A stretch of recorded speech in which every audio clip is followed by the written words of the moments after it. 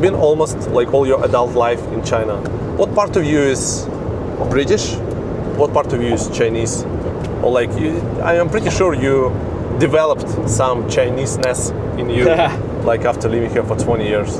I would say in my heart I'm still 100% British. Yeah. Absolutely.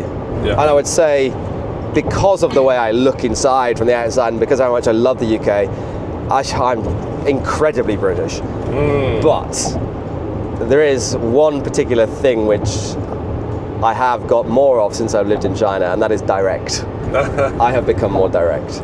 Yeah. And whether that's a good thing or a bad thing, I don't... It's good, it's good. Yeah. I have a hard time. I have British friends, but sometimes I have a hard time understanding them. Yeah. It's I can imagine. The British people are famous for like not telling you the truth, what they mean. Yeah. You kind of need to figure out. Yeah. Yeah. But so yeah, I've become more direct in that, which I've learned from the local culture, obviously. But I guess you kept your politeness and you just added directness to it. Yeah. which is great. So polite directness. What's your view on the UK right now? Like living for 20 years in China, what's your thoughts about your home country?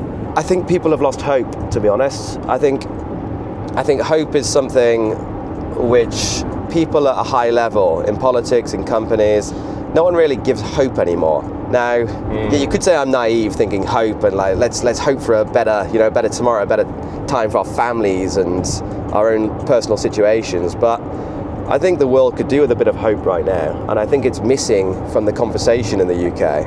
And I see a lot of people that are, struggling with the cost of living, which is not just in the UK, that's in many countries.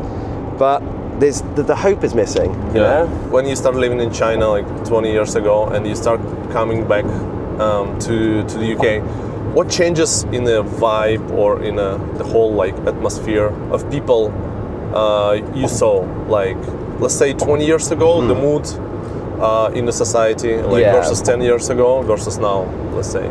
Because you have this helicopter view, like not in the UK, you probably could see the differences. From my helicopter view, that's a good phrase of putting it. It is as if people have less energy now than they used to have.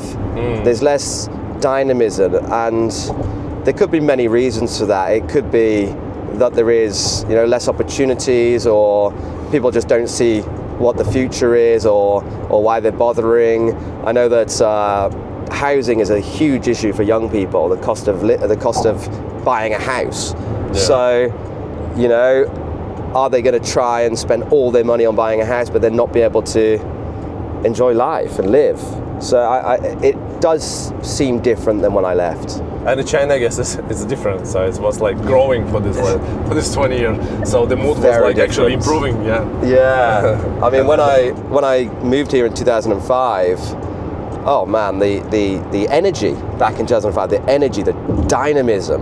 Yeah. Everybody wanted to start a company. Everybody wanted to generate wealth. Everybody wanted to do something to improve their own personal situation.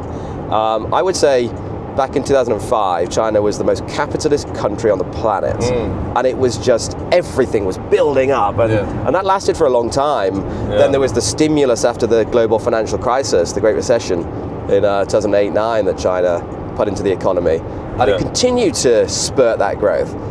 Now the growth has slowed, that's for sure.